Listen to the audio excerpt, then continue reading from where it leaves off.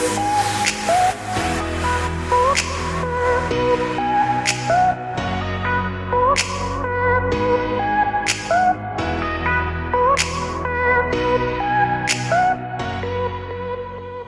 Debt Warriors, and welcome back to another episode of Millennial Debt Domination. I'm your host, Katie O'Shea. If you're juggling student loan payments while trying to build a future, saving, investing, maybe even dreaming about buying a new home, you're not alone.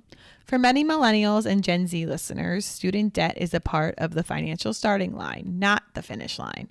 And while it can feel like those monthly payments are holding you back, the truth is you don't have to wait until your loans are gone to start building a solid financial plan. In today's episode, we're talking about how to create a financial plan that works with student debt, not against it. I'm joined by Skyler Fleming, a financial planner that specializes in helping younger adults make their finances feel practical and real. Skyler and I will walk you through how to understand your full financial picture, build a safety net, stay consistent with repayment, and still make progress toward your bigger goals. So whether you're just starting repayment or you've been at it for a while, this episode is here to help you feel more confident, more in control, and more hopeful about your financial future. Now let's get to my conversation with Skyler.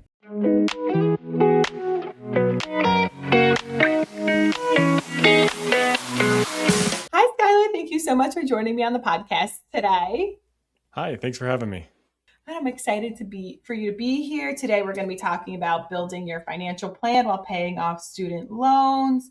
Because, a lot of people do think that you can't make a financial plan while you're paying off student loans. You can't plan for the future. So student loans are a common financial starting point for most young people because they're saddled with this debt as soon as they graduate college. So to start, let's talk about why many young people feel pressure to have a plan for their loans figured out quickly. Yeah, people feel this pressure because they think that they can't do anything else in life until they get this big debt off their back, right? They've never seen a number this big. They've never dealt with a repayment schedule of $500 or $600, $700 a month or whatever it might be. And I think there's this feeling of I need to do what's right and pay it back, right?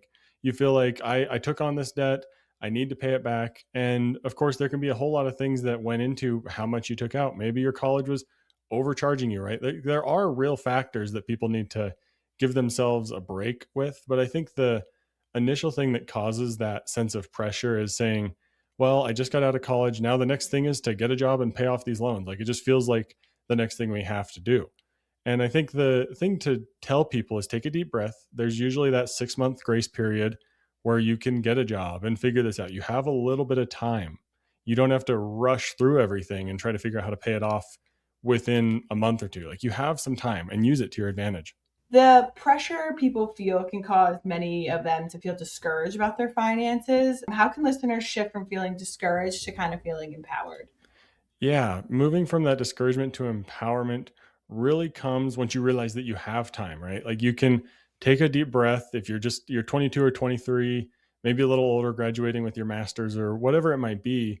You still have so much time. I recently heard a stat that most people's retirement journey is really only 15 to 20 years, right? And so if you look at that, you probably, most people get started in their 40s or maybe even their 50s and they're still okay. Now here you are in your 20s or 30s thinking, wow, I need to get started with money. You are so much better off than the average person. Give yourself that second to let that sink in and be like, wow, I'm 28 years old and I'm actually putting real money into a 401k and I have a plan for my student loans.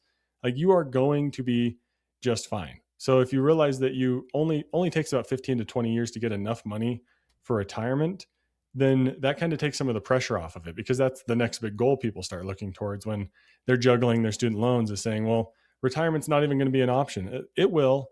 Give yourself a break and realize you don't need to pay off your student loans, save $200,000 for retirement, and buy a house and buy a car all within the first year of graduating from college, right? You have so much time. Those are a lot of big goals. So what are some realistic goals or expectations when balancing debt repayment with other goals? Because you mentioned a lot of people think, oh, let's try to buy a car, let's try to buy a house. What can we keep realistically?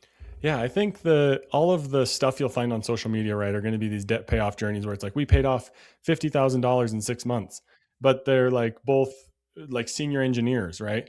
Realize that that's not going to be your reality, right? Like you're going to take longer than a couple of months, especially if you want to do anything else with your money. I have a quick story here about dealing with my wife's student loans. That when she got out of her PA program, she knew going into it we were going to have to take student loans. And I fought it every step of the way. I didn't want to do that. But when we got out, I was worried about saving for retirement. She wanted to make sure to pay off her student loans really fast. And that's where the compromising had to come into play. We had to build a financial plan we were comfortable with, right? She had to say I wanted to pay these off really fast. I had to be like, no, retirement's still important. And we met in the middle. So realize, like, be realistic about realizing you're not going to pay it off all in 1 year, but you also don't have to pay it off in 8 to 10 years. You can do it faster than that. So find that middle ground. It doesn't have to be so black and white. We came up with a 3 year timeline to pay off the loans, and that was enough to give us some wiggle room to put some money into an IRA and feel like we could save for vacations and do these other things at the same time while still being comfortable with that payoff timeline. So just realize there's a gray area in between. And I also kind of want to draw attention to student loan interest because many people might not know what it is. So let's talk about that. What is student loan interest and what are the repayment terms and how can people understand both of these things? Yeah, student loan interest is kind of the cost of the money, right? Like if you took out $50,000 and you have that interest rate on it, the amount of interest you're paying is essentially the price of that money. Like as if it was an item from the store, the price is your ability to use that money. So if you have a really high interest rate, then you're paying a high rate, or the cost is high for you to use that money. If you have a low interest rate, then it's even more affordable. The key thing to know here with your repayment terms is maybe you're on a 10-year plan. I think that's the default, if I remember correctly, for most student loans. And if you're on a 10-year timeline, you may be looking at your minimum payment saying, wow, this student loan is so affordable. This isn't that bad. But then you say, wow, it's going to be with me for 10 years. Like if, let's say you start having kids out of college and stuff, your kid's going to be well into school and you're still going to have those student loans, right? And that can be a scary fact that people don't realize in their terms. So you need to know, how long is it scheduled to be paid for? How much is your interest rate? How much are you paying for that money? And then you can begin to look at other options, right? You can begin to decide, oh, there's a much cheaper interest rate. I'm not going for these public loan forgiveness programs or the governmental benefits that you may keep that loan around for. And we can talk about that if you want to. But my wife's loans, she had some that were in the like 6, 7, and 8 range right towards the end of school. And when she got out of school, we refinanced them for just about like 4.5%. And it was going to save us like $1,000 to $2,000 over the lifetime of paying that off, because we didn't want to chase those public benefits that you could get by keeping a government loan. And we went with a private route because it was going to save us so much money. So once you actually know your interest rate and terms, you can get a cheaper loan that's going to save you a lot of money and fit the timeline that you want, so that you actually know how long it's going to pay off, how long it's going to take to pay off, what the repayment is. But without knowing that, you can't be aware of these deals or ways to kind of work the system a little bit in your favor. I kind of want to touch on two things you mentioned. You want to talk a little bit about refinancing maybe and let my listeners kind of know if that could be something for them? Yeah, this is a thing you've often heard of in like refinancing your home or refinancing your car. Same exact principle applies. If you have like a 7% student loan and maybe right now there's an offer to refinance at like 5%, there's math you can run to see the difference on, okay, if I make this monthly payment every single month, how much will I save? And there's a ton of calculators out there. I'm sure you can just look it up, or I'm even sure AI will help you run the math, right? Double check it across a couple sources, of course. But then you can say, wow, this is kind of an obvious decision. I'm going to save $800, maybe $1,500, whatever it might be. And it still sticks to that plan that I want to keep. The thing that we had to be careful of is we didn't want to decrease the repayment timeline so much that the minimum payment was going to be higher than we could comfortably make. We knew we were going to be contributing extra, but should something happen, we didn't want that minimum payment to be too high that we couldn't come back down to something that was still reasonable, right? But that's kind of some of the things to consider. But really, it all comes down to, can you save more money? People do the same thing with a mortgage, with an auto loan. It's all about making that cost a little more affordable in the long term. Once we figure out our interest rates and our repayment terms, we could start creating a financial plan. So what information should everyone gather before creating the financial plan? Yeah, this is a little bit of a soapbox of mine, but track your expenses. I think tracking your expenses is more important than starting to figure out a budget because it's going to give you a realistic sense of where your money's actually going.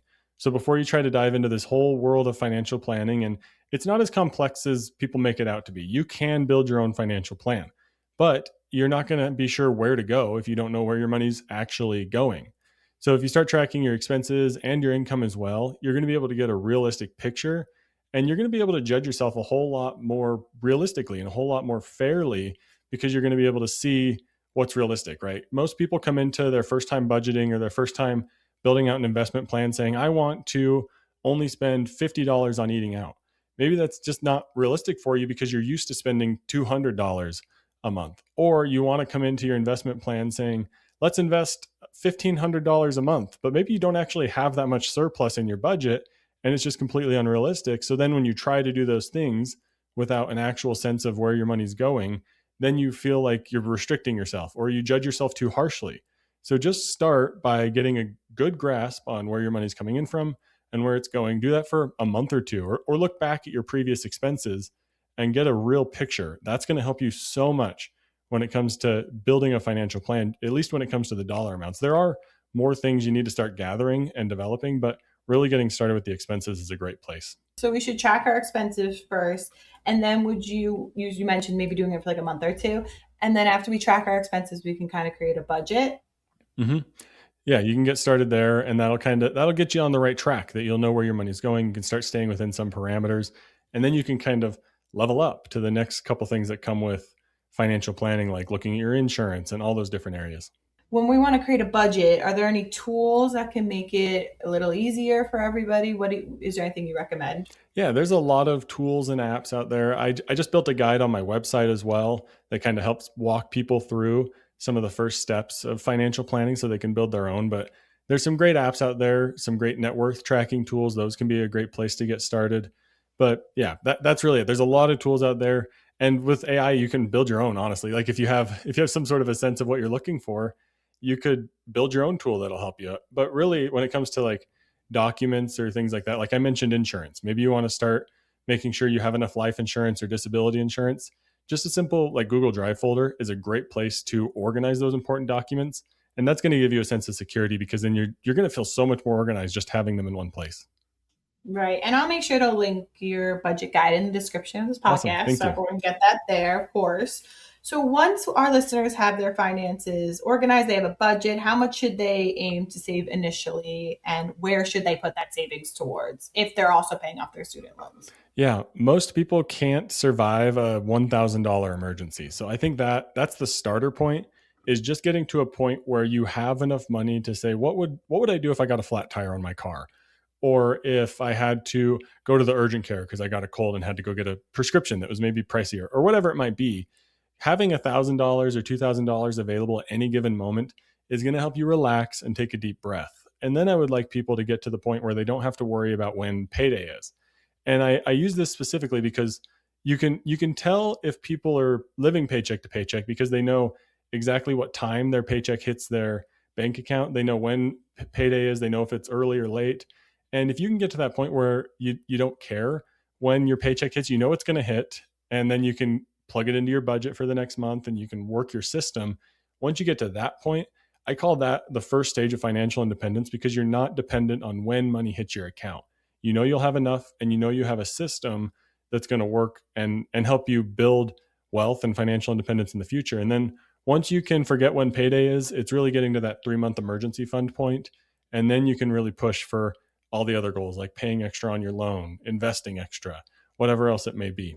Where should we house our emergency funds? Do you have any recommendations for that?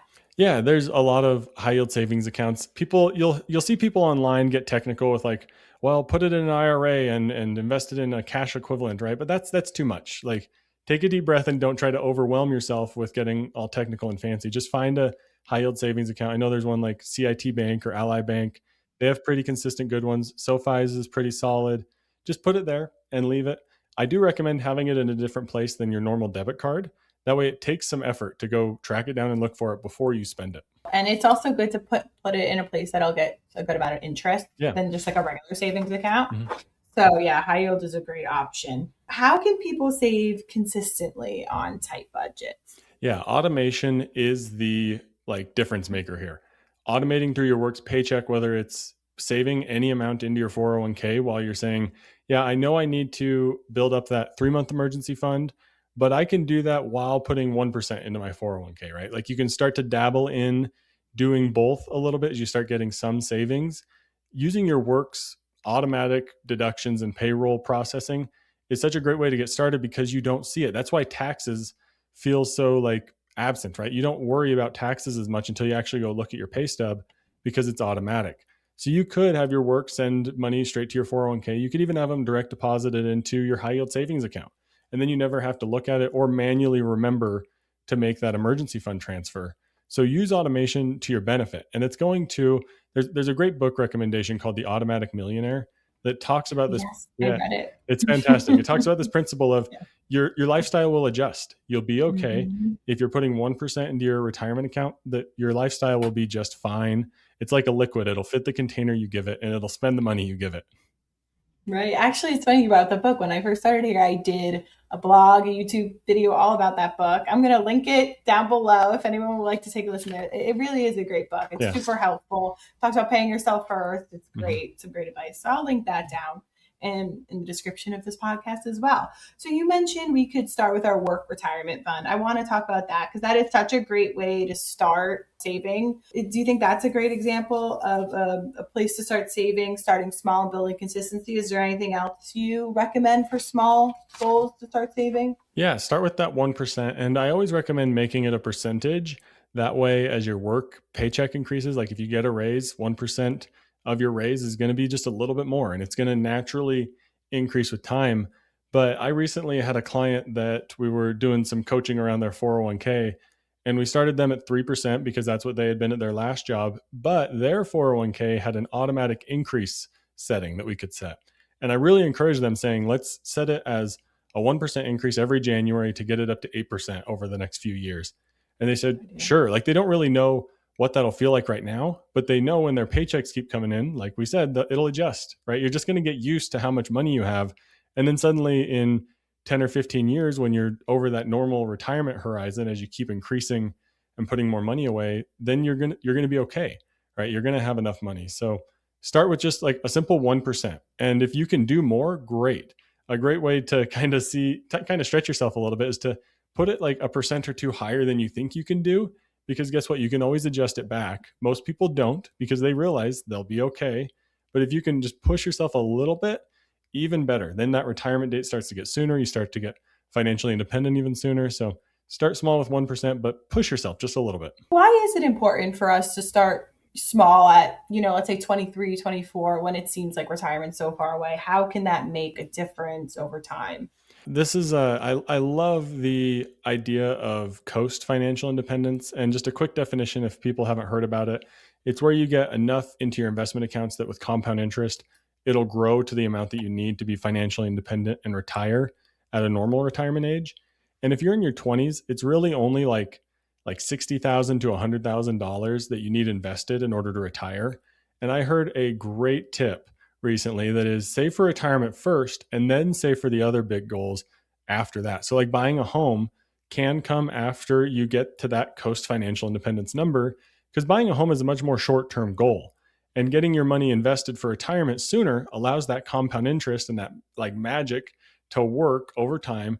And then you can divert all that money you're plugging into retirement straight to saving for a down payment and build that up quickly. Like you can just keep knocking out these $50,000, $100,000 goals like clockwork because you got your retirement taken care of on the front end. And now as your income is increasing, like if you're in your 20s, you probably don't have that big of an income yet. But once you start getting into your 30s and 40s and your income is increasing, now it's going to be even easier to get those big goals that are much more short term than retirement. So if you can save for retirement in the beginning, it's going to be a whole lot easier. And then your other goals can be easier as well, right?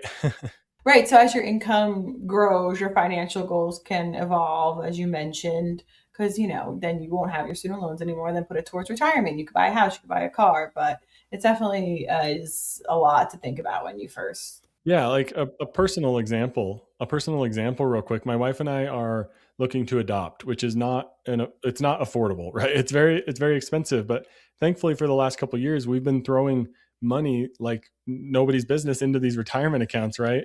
And we're able to look at it and say, well, even if we never save for retirement, our situation is a normal like retirement at age 65 or 70 or whatever it may be. So let's divert our attention and start throwing money at this goal real quick. And I've been so impressed. We've saved so much money because we've been able to just move things around in these different ways instead of having to be spread so thin because we got retirement taken care of out the beginning. How can everyone stay motivated during long repayment periods? Because I feel like there are a lot of distractions in this world when it comes to that.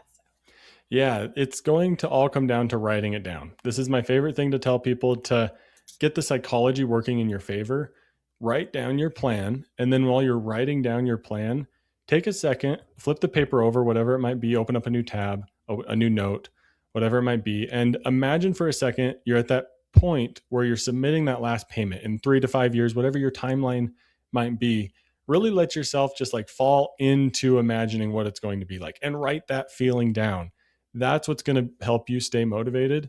And things like journaling through the process can be helpful so that you can look back and say, wow, we were going through this financial hardship. Like in my wife and I's example, saving for adoption is not easy, but we'll look back and say, wow, we can save for whatever we want, right? We can cut our spending down to next to nothing almost in order to save for these goals that really matter.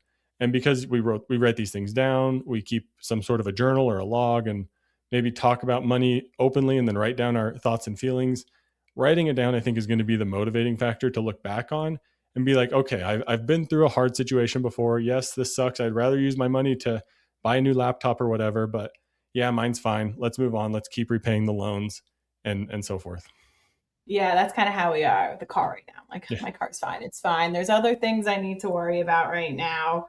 There is just so much lifestyle comparison. It's insane because it could think like, oh, maybe I don't have to pay this much this month and I could take that trip because this person took that trip. Yeah, it could be It's hard, tricky. especially for young people in social media's in your face. It could definitely be difficult. But, with all this lifestyle comparison and social pressure, it can be hard to keep a positive financial mindset because you're like wondering, how is this person doing this? So what habits can help you maintain a positive financial mindset? You mentioned writing things down. Is there anything else? Yeah, I'd circle back here to automation. So yes, you can use automation through your work's payroll, but you can use it everywhere else, right? With automatic payments on your bills, whatever it might be, automatic payments to your student loans for that higher amount.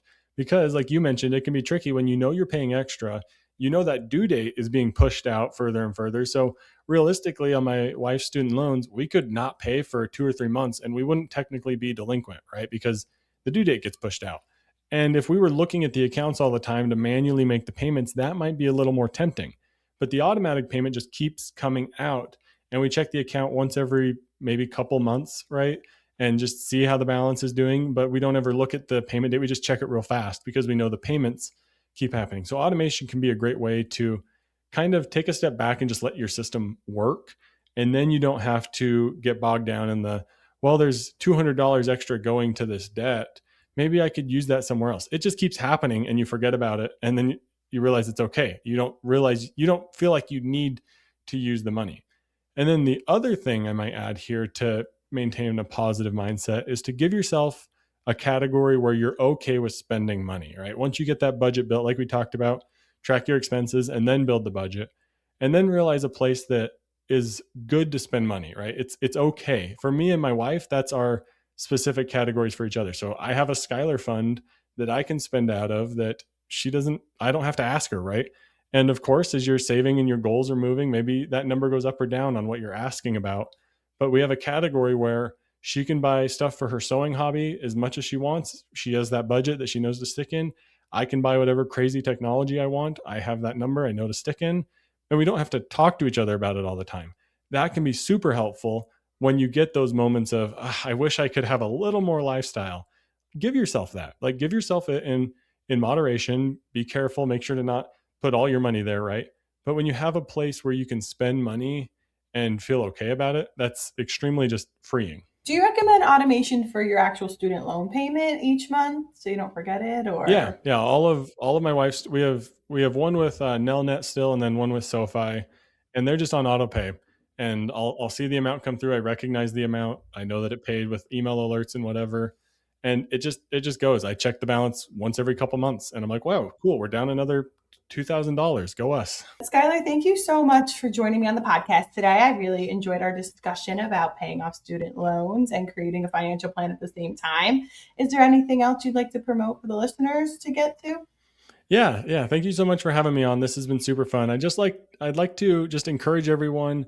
It might feel overwhelming right now, but just take it one step at a time. Start writing down what you want to do with your money, and you can figure this out and you'll get to a whole better point because you're getting started now. Most people never worry about their money, but as far as what I do, I host a podcast called Financial Planning for Young Adults, and you can find it wherever you listen to podcasts, and my website is fp4ya.com. Okay. And I'm going to make sure to link all that in the description of this podcast, as well as the direct link to your budget guide. So, Skyler, thank you so much for joining me on the podcast today. I appreciated our conversation. Yeah, thank you. This was a blast. Thank you.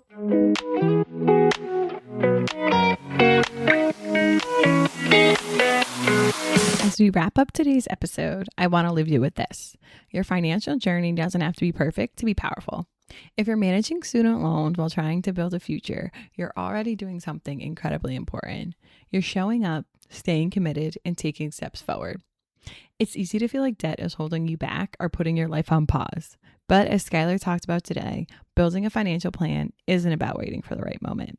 It's about working with where you are right now, creating stability through thoughtful decisions, and building momentum over time with automation. Whether that's setting aside an emergency fund, choosing the right repayment strategy, or contributing even a little towards your future goals, each step matters. Remember, progress might feel slow at times, but slow progress is still progress. And over time, those small, consistent actions can lead to meaningful change, not just in your finances, but in your confidence and peace of mind. If money has been causing you stress lately, you're not alone. Navicore's counselors can help you understand your financial situation, answer your questions, and create a plan that works for you. Take the first step toward greater financial confidence with Navicore. With that being said, that wraps up another episode of Millennial Debt Domination. Don't forget to subscribe to the podcast wherever you're listening. And if you're listening on Spotify or Apple Podcasts, please rate and review us there. I'll talk to you next time, Millennial, Gen Z, and everyone else tuning in. Bye.